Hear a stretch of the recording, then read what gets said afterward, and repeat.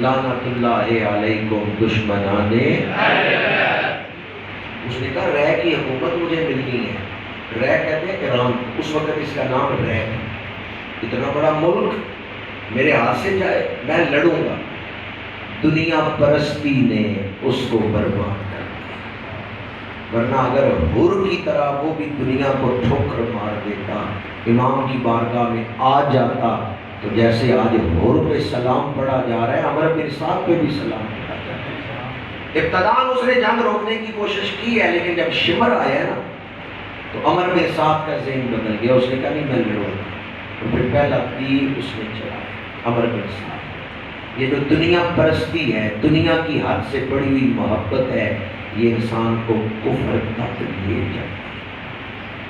بے شک دنیا میں کاروبار کرے، رشتہ داریاں نبھائیں، پر واپسی کے وقت کو یاد رکھیں کہ ایک دن واپس بھی جانا ہے۔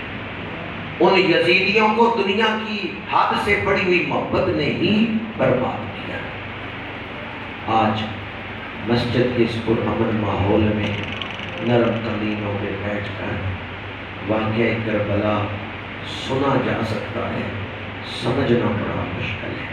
ہم تو اپنے وطن میں بیٹھے ہوئے ہیں، امام پردیس میں تھے، وطن سے 1000 میل دور تھے۔ صرف مردوں کا قافلہ نہیں، پردے دار بیویاں بھی ساتھ تھے، بچے ساتھ تھے، بلانے والے مکر گئے۔ بھلا کوئی مہمانوں کے ساتھ بھی ایسا سلوک کرتا ہے جیسا سلوک مہمان کربلا کے ساتھ کیا جائے؟ پردیس ہے، پردے دار بیویاں ساتھ ہیں، بلانے والے مکر گئے ہیں، لیکن استقامت دیکھیں۔ فرمایا کل حی سالک السبیل انما الامر الی الجلیل۔ میرے ساتھ بے وفائی کرنے والوں، کتنا عرصہ بے وفائی کر کے جی لو گے؟ اس دنیا کو کتنا عرصہ استعمال کرو گے؟ آخر تم بھی موت کے اس دروازے سے گزرو گے جس سے میں گزر رہا ہوں۔ پھر میرا اور تمہارا فیصلہ رب کی بارگاہ میں ہوگا۔ 10 محرم الحرام امام علی مقام نے یزیدیوں کے سامنے آ کر انہیں سمجھانا چاہا، میرے نسب پر نظر ڈالو، میری بات پر غور کرو، جلدی نہ کرو تلوار چلانے میں۔ تاریخ طبری میں ہے، امام نے فرمایا میرے قتل کے بعد قیامت تک کوئی ایسا قتل نہیں ہوگا جو میرے قتل سے بڑا قتل ہے۔ تو وہ بدبخت نہ بنو جس نے اتنا بڑا قتل کیا، لیکن وہ لوگ شور مچا رہے ہیں۔ امام علی مقام نے اس وقت حبیب ابن مظاہر سے فرمایا جانتے ہو یہ میری بات کیوں نہیں سنتے اور یہ کیوں شور مچا رہے ہیں؟ ان کے پیٹ میں رزق حرام ہے جس نے ان کے دلوں کو سخت کر دیا۔ جب رزق حرام پیٹ میں ہو پھر تقریریں اثر نہیں کرتی۔ مورکھنوں کی بند محمد پتھر لو کی پالا، دودھی کاغ نوایا انت کالے نہ کالا۔ کوے کو دودھ میں نہا لے غسل دے لے، کوا دودھ کی وجہ سے سفید ہو جائے گا۔ امام علی مقام نے فرمایا حبیب ابن مظاہر ان کے پیٹوں میں رزق حرام ہے جس نے ان کے دلوں کو سخت کر دیا۔ جب دل سخت ہو جائے پھر نصیحت اثر نہیں کرتی۔ اب امام کی ایک کرامت ظاہر ہوئی جس سے دعوت دی گئی، اتمام حجت ہو رہا ہے، آنکھیں رکھتے ہو دیکھو حق کس کی طرف ہے۔ ابن جوزہ آیا اور کہتا ہے این الحسین این الحسین، یہ کوفی بدبخت تھا، حسین کہاں ہے حسین کہاں ہے؟ مسلم بن اوسطی نے کہا کیوں پوچھ رہے ہو کہ حسین کہاں ہے؟ اس نے کہا معاذ اللہ ثم معاذ اللہ ثم معاذ اللہ، میں حسین کو دوزخ کی بشارت دینا چاہتا ہوں۔ یہ بے ادبی کس کے لیے کر رہا ہے؟ جو جنتی جوانوں کے ساتھ۔ اس وقت امام علی مقام کی کرامت ظاہر ہوئی۔ آپ نے فرمایا اے ابن جوزہ آگ میں تو جلے گا، اور پھر دعا کے لیے ہاتھ اٹھائے، پروردگار دکھا دے تیرے نبی کا نواسہ سچا ہے۔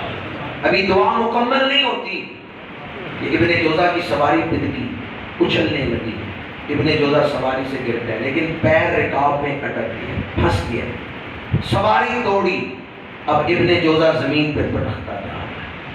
قافلہ حسینی کے جو خیمے تھے ان کے پیچھے تینوں طرف خندق کھودی گئی تھی اور اس خندق میں آگ لگائی گئی تھی تاکہ دشمن پیچھے سے حملہ نہ کرے۔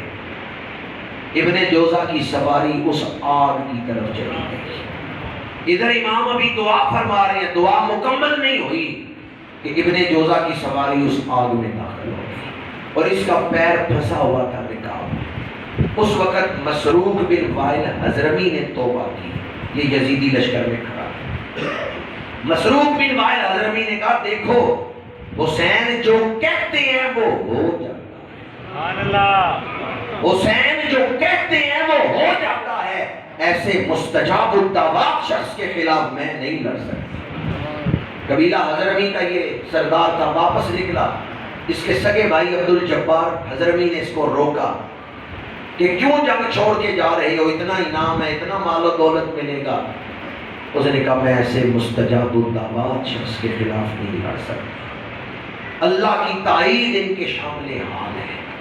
کیا خیال ہے امام دعا فرماتے تو جنگ کا نقشہ نہ بدلتا؟ یہ جو کرامت ظاہر ہوئی ہے یہ صرف ان لوگوں کے لیے ہدایت کی دعوت تھی کہ دیکھ لو حق کس کی طرف۔ ابن جوزہ کے مرنے کے بعد یزیدی لشکر میں سے یزید بن معقل نکلے اور اس نے کہا کون ہے حسینی لشکر سے جو میرے مقابلے میں آئے اور فیصلہ ہو جائے کہ کون حق پہ ہے کون باطل پہ۔ مباہلے کی شکل میں اس نے رجز پڑھا اور ادھر حسینی قافلے سے جناب بریر نکلے، بریر بن خدیر۔ یزید بن معقل نکلا کوفیوں کی طرف سے، یزیدی لشکر سے۔ اس نے کہا وہ مقابلہ کرتے ہیں، جو بچ گیا وہ سچا، جو قتل ہو گیا وہ جھوٹا۔ کون میری اس دعوت پہ لبیک کہتا ہے؟ بریر نکلا، بریر بن حدیر۔ اور یہی جملہ بریر بن حدیر نے بھی کہا تلوار چلانے سے پہلے، پروردگار ظاہر کر دے یہاں سچا کون ہے اور جھوٹا کون ہے، جو قتل ہو گیا وہ جھوٹا ہے، جو بچ گیا وہ سچ ہے۔ یہ کہتے ہوئے دونوں ایک دوسرے کے سامنے آئے۔ پہلے وار کیا یزید بن معقل نے، بریر نے ڈھال پہ روکا، دو وار کرنے کی ضرورت نہیں پڑی۔ میرے آقا امام عالی مقام کے غلام نے ایک ہی وار کیا ہے اور خود کو کاٹتے ہوئے تلوار سر کے اندر کھپ گئی، سر کو چیرتے ہوئے چہرے کی طرف تلوار گئی ہے۔ اب بریر تلوار کو واپس کھینچ ہے، تو جب واپس تلوار کو کھینچ رہا ہے اس وقت بریر کی زبان پہ کیا تھا؟ الحق مال حسین، اے یزیدیوں دیکھو حسین حق ہے، حسین حق ہے، حسین حق۔ اللہ کی طرف سے تمہیں ایک نشانی دکھا دی گئی ہے۔ ہم نے کہا تھا جو قتل ہو جائے گا وہ جھوٹا ہے، جو بچ گیا وہ سچا ہے۔ دیکھو اللہ نے ظاہر کر دی ہے۔ یزید بن معقل کی تلوار تو مجھ تک پہنچ ہی نہیں سکی اور میرے ایک ہی وار نے اسے واصل جہنم کر دی ہے، لیکن یہ نشانی دیکھ کے بھی یزیدیوں کے دلوں میں کوئی اثر نہیں۔ ختم اللہ علی قلوبہم۔ امام عالی مقام نے 72 یا 74 لاشیں اٹھائی، 5 بھائی شہید ہوئے، ابو بکر بن علی، عثمان بن علی، عبداللہ بن علی، جعفر بن علی اور عباس بن علی۔ آل عقیل آل جعفر شہید ہوئے، بھانجے بھتیجے شہید ہوئے اور آخر میں 18 سالہ جوان بیٹے شہزادہ علی اکبر شہید ہوئے۔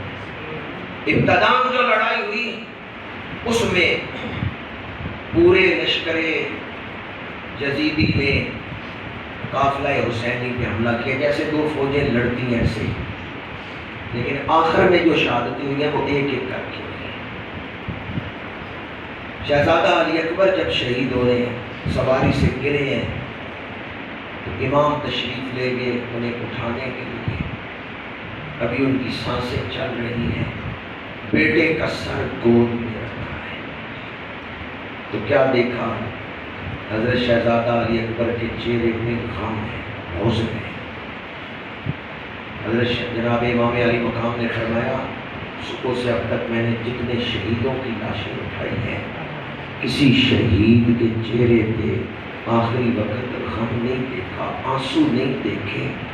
شیر خدا کی پوتے کی آنکھوں میں کیوں آنسو آ گئے؟ شہزادہ علی اکبر نے اس کے جہاں آپ کے ساتھ جتنے آئے تھے سب شہید ہو گئے، بھائی شہید ہو گئے، بھتیجے شہید ہو گئے، بھانجے شہید ہو گئے۔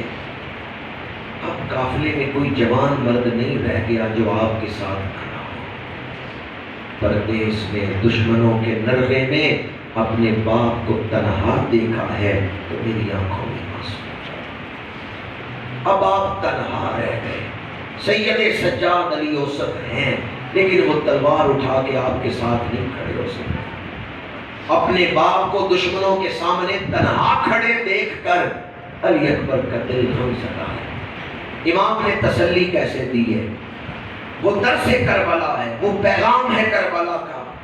امام علی مقام نے فرمایا شہزادہ علی اکبر سنو، تم ان شہیدوں کو دیکھ رہے ہو جو میرے ساتھ آئے اور شہید ہو گئے، یہ نہیں دیکھ رہے جس نے خدا کو پا لیا اس نے کھویا کیا، جس نے خدا کو کھو دیا اس نے پایا کیا۔ درس کربلا کیا ہے؟ جس نے خدا کو پا لیا اس نے سب کچھ پا لیا۔ فرمایا جب غم بڑھ رہے تھے تو صبر بھی بڑھ رہا تھا، دکھ بڑا ہوگا تو اس پر کیے جانے والا صبر بھی بڑا ہوگا، جب صبر بڑا ہوگا تو اللہ کا قرب بھی اعلیٰ درجے میں ملے گا۔ ان اللہ مع الصابرین، اب جس درجے کا صبر ہے اسی درجے کا قرب الہی میسر ہے۔ جو جوان بیٹے کی میت پر نہ رویا، جس نے سب کچھ کھو کے کچھ بھی نہ کھویا۔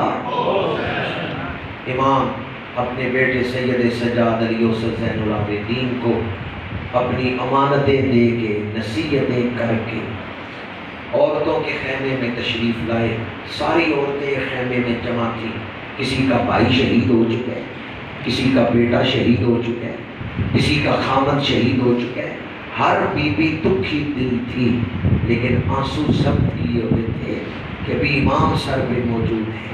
لیکن جب امام تیار ہو کے آگے دو بیویوں الوداع، تو بیویاں تڑپ اٹھی، امام ہمیں کس کے سپرد کر کے جا رہے ہیں؟ توکل کی معراج دیکھیں۔ فرمایا میں تمہیں اس رب کے سپرد کر کے جا رہا ہوں جس کے سپرد حضرت ابراہیم بی بی ہاجرہ کو کر کے تھے۔ جس رب نے حضرت بی بی ہاجرہ کی عزت کی حفاظت کی، جان کی حفاظت کی، وہ تمہاری حفاظت بھی کرے گا۔ پھر امام نے نصیحت فرمائی، بہن زینب، بہنیں تو بڑی پیدا ہوگی پر زینب جیسی بہن نے کسی بھائی کو ملے گی۔ ثانی زہرا حضرت سیدہ زینب رضی اللہ تعالی عنہا، آپ کی عمر مبارک 55 سال تھی، سن رسیدہ تھی اس قافلے میں۔ تو امام نے فرمایا بہن زینب دیکھنا کوئی عورت بال نہ کھولے، بین نہ کرے، چہرہ نہ پیٹے، سر سے چادر نہ اتارے، بے صبری کا اظہار نہ کرے، میرے نانا کی شریعت ان چیزوں کی اجازت نہیں ہے۔ ہمارا ایمان ہے کہ انہوں نے قرآن پہ عمل کر کے دکھایا ہے، انہوں نے صبر کر کے دکھایا ہے۔ دکھوں کے پہاڑ ٹوٹے ہیں پر ان اہل بیت کی عظیم المرتبت خواتین نے قرآن کو نہیں چھوڑا۔ حسینیت سے جو اپنا شعور پا کے چلے، سفیر بن کے وہ تہذیب مصطفیٰ کے چلے۔ انہوں نے دنیا کو بتانا ہے کہ تہذیب مصطفیٰ کیا ہے، انہوں نے دنیا کو دکھانا ہے کہ قرآن کی تعلیمات کیا ہے۔ اگر اہل بیت نہیں قرآن پہ عمل کریں گے تو کون عمل کر کے دکھائے؟ وہ لوگ جھوٹ بولتے ہیں اور چادر زہرا کو بیچ کے دنیا کی دولت کما رہے ہیں، جو خواتین کے سروں سے چادریں کھینچتے ہیں، کہتے ہیں جی چادریں اتار دی گئی یا بیویوں نے چہرے پیٹے نہیں، ادھر ظلم ہو رہا تھا میدان میں، ادھر بیویاں قرآن کی تلاوت کر رہی تھیں، وہ قرآن پڑھ رہی تھی، اور ظالمہ تم کہتے ہو کہ وہ دوہے پڑھ رہی تھی، وہ قرآن کی تلاوت کر رہے ہیں۔ امام علی مقام نے آخری وصیت صبر کی وصیت کی۔ خیمے سے نکلے، دین کا طالب علم دین سیکھنے کے لیے گھر سے چلے، فرشتے اس کے راستے میں پر بچھاتے ہیں، جو دین بچانے کے لیے جا رہے ہیں۔ آخری خطبہ دیا، اب بھی وقت ہے، آنکھیں کھولو، میرے خون سے ہاتھ نہ رنگو، یہ معمولی قتل نہیں ہے۔ امام عالی مقام نے اپنے فضائل ان کو سنائے تاکہ یہ بچ جائیں، لیکن جب دل سخت ہو گئے، آنکھیں اندھی ہو چکی، دل پہ مہر لگ گئی، محکم بن طفیل نکلا، بدر بن سہیل نکلا، امام عالی مقام سے مبارزت طلبی کرتے رہے، اور پھر پورا لشکر امام پہ حملہ ہوتا ہے چاروں طرف سے۔ تاریخ کی کتابوں میں، تاریخ شام میں ہے کہ آخری تیر امام کے ماتھے کی ہڈی میں مسئول ہے، پیشانی میں، اس سے پہلے جسم زخموں سے بھر چکا ہے۔ آپ نے پیشانی سے تیر کھینچ کے نکالا تو عرض کیا، اللہم اشہد ہؤلاء القوم، پروردگار اس قوم کے ظلموں پہ میں تجھے اپنا گواہ بناتا ہوں۔ سواری سے زمین پہ آ رہے ہیں تو دعا کیا کر رہے ہیں، پروردگار میرے نانا کی گناہگار امت کو بخشش عطا فرما۔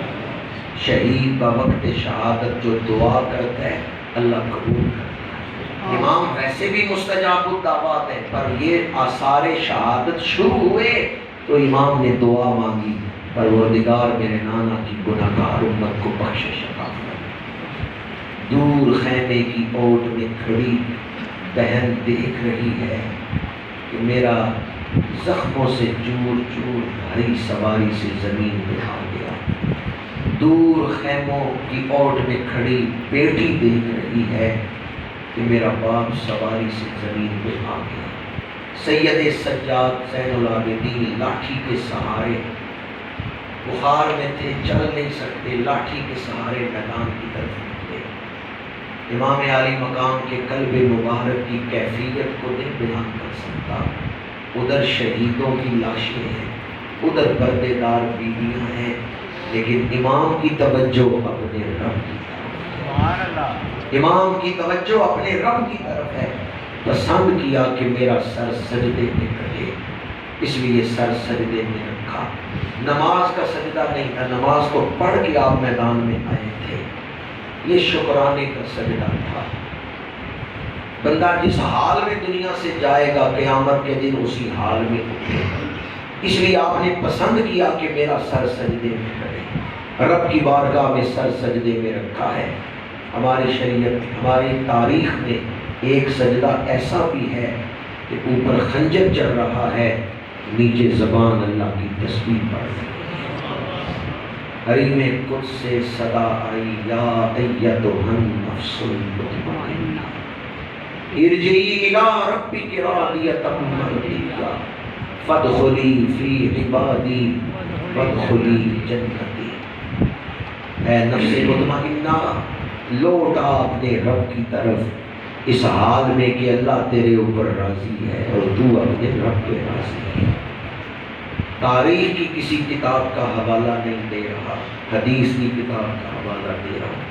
مشکات شریف میں حدیث ہے، حضرت عبداللہ بن عباس نے خواب دیکھا ہے، جب امام عالی مقام شہید ہو رہے ہیں، خود میرے آقا میدان کربلا میں تشریف لائے، خود رسول اللہ میدان کربلا میں تشریف لائے تھے، اور آپ نے مشاہدہ فرمایا ہے شہادت حسین۔ جہاں حضور تشریف لے جانا چاہے وہاں تشریف لے جا سکتے، اور حضور کائنات میں جو واقعات پیش آ رہے ہیں ان سے بے خبر علم رکھتے ہیں، اور جہاں تشریف لے جانا چاہے وہاں تشریف بھی لے جا سکتے ہیں۔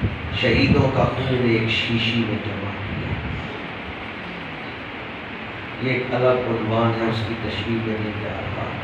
حضرت شہزادہ زین العابدین جب پہنچے تو کیا دیکھا، بجان کا سر کٹ چکا ہے، کبھی سجدے میں سر ہے، کبھی نیزے میں سر ہے۔ اقرار بھی کمال ہے، انکار بھی کمال ہے۔ اقرار کیا اللہ کی عظمت کا، تلواروں کے سائے میں کیا ہے، اور یزید کی بیعت سے انکار کیا ہے تو سر کٹا کے بھی انکار کرے۔ سر داد نداد دست در دست یزید حقا کے بنا الہ اسقر حسین۔ اللہ تعالیٰ امام علی مقام کی شہادت کا واسطہ ہمارے گناہوں کو معاف فرما، اور جب ہمارے اوپر آخری وقت آئے اللہ ہمیں شہادت کی موت عطا فرما۔ انہی الفاظ پر گفتگو کو سمیٹتا ہوں۔ اللہ تعالیٰ ہمیں امام عالی مقام کے مشن سے، آپ کے مقصد سے وفا کی توفیق عطا فرمائے۔ بعض لوگ پوچھتے ہیں کہ امام کو بچایا کیوں نہ گیا، کیوں شہادت سے گزارا گیا؟ جو رب حضرت عیسیٰ کو بچا سکتا ہے کہ زندہ اٹھا لیا، جو رب چھری کے نیچے حضرت اسماعیل کو نکال لیتا ہے، وہ امام عالی مقام کو بھی بچا سکتا تھا، لیکن انہیں کیوں شہادت سے گزارا گیا ہے؟ دین حضور پہ مکمل ہوا، حسن حضور پہ مکمل، علم حضور پہ مکمل، ہر خوبی ہر کمال حضور پہ مکمل ہوا ہے، تو شہادت بھی حضور پہ مکمل۔ لیکن حضور خود تو شہید نہیں ہو سکتے تلوار کے نیچے آ کے، چونکہ آپ اللہ کے رسول ہیں بلکہ سید المرسلین ہیں، تو امام عالی مقام حضور کی طرف سے شہید ہے، اس لیے انہیں شہادت سے گزارا گیا۔ ظاہر میں یہ شہادت ابن بطول ہے، پر غور کیجئے تو یہ قتل رسول ہے۔ امام عالی مقام حضور کی طرف سے، آپ میں سے کئی لوگ ہوں گے جنہوں نے حضور کی طرف سے عمرہ کیا ہو، کئی ہوں گے جنہوں نے اس دفعہ بڑی کہ حضور کی طرف سے جانور ذبح کیا، اور میرے آقا کریم نے اپنی طرف سے کسی کو شہادت کے لیے پسند کیا ہے، منتخب کیا ہے، تو کسے منتخب کیا ہے؟ امام عالی۔ اس لیے انہیں شہادت سے گزارا گیا ہے کہ یہ حضور کی طرف سے شہید ہے۔